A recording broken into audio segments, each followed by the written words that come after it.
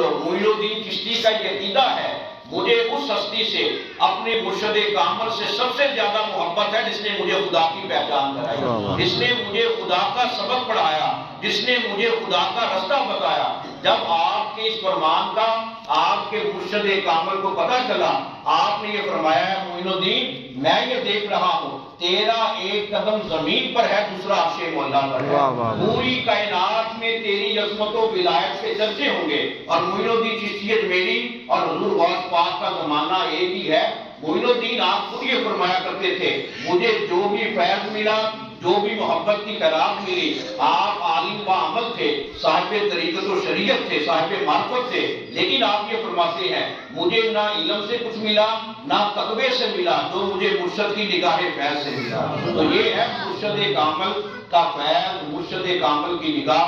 جب بندہ پختہ اعتقاد سچے دل کے ساتھ اپنے مرشد کامل کی چوکھٹ کا پکا سچا سوالی اور منگتا بن جاتا ہے، صرف یقین کے ساتھ، حسن نیت کے ساتھ اپنے مرشد کا سوالی بن کر بھیک پا لیتا ہے، اللہ اسے دونوں جہانوں میں کمی نہیں آنے دیتا۔ فرق صرف اتنا ہے کہ ہم اوپر سے ظاہری طور پر اسی لیے جیسے خالی آئے ویسے خالی چلے گئے۔ ایمان کا تقاضا جسے میرے نبی نے یوں بیان فرمایا، قل آمنت باللہ ثم استقم، تو کہہ میں ایمان لایا اللہ پر، استقامت کا پیکر بن جا۔